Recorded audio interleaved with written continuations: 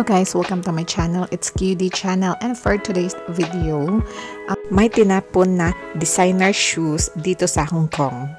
Nag-pick up ako ng alaga ko, kasama ko ang lola at pauwi na kami doon sa may bandang basurahan guys. Saktong-sakto na may matanda doon na nagtatapon siya ng mga damit at saka sapatos. Sakto din naman na nasa tapat na kami ng matandang yun. Kapitahay na din namin dito pero malayo-layo lang sila.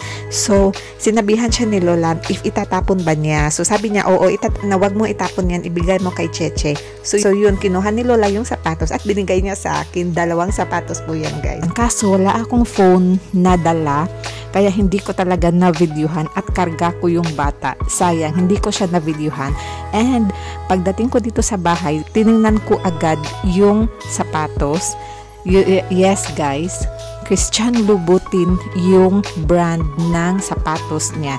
And guys, it's authentic na Christian Louboutin. As in, ang ano pa niya, may gas-gas lang siya ng konti, pero okay na okay pa siya.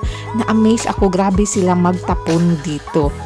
Ang tibay pa niya, may gas-gas lang siya ng konti, pero all in all, is matibay talaga siya. Ganito pala yung mga designers shoes, no? Ang tibay. So yan yung gas-gas. Maganda pa talaga siya. Guys, hindi man ako makabili ng designer shoes, at least nakahawak ako ng designer shoes na Christian Louboutin.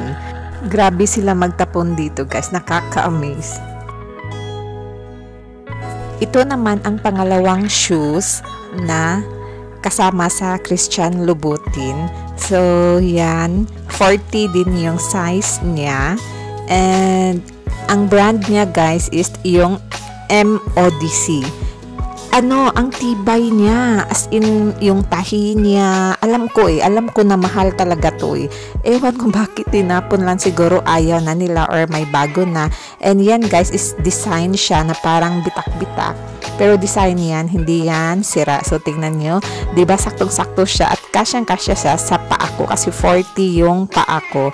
So, tingnan nyo guys. Sobrang okay pa siya. Ayan guys, diba? Ano siya? Ang tibay pa niya, yung tahi niya. So, yan. Tinapon nila yan kasama sa Christian Louboutin. May mga damit pa sana, kaso hindi na lang ako namimili kasi karga ko yung bata at nagmamadali na kaming umuwi. At kaya yan lang yung nabigay sa akin, dalawang shoes. So, yes guys, thank you for watching and please subscribe to my channel. It's QD channel.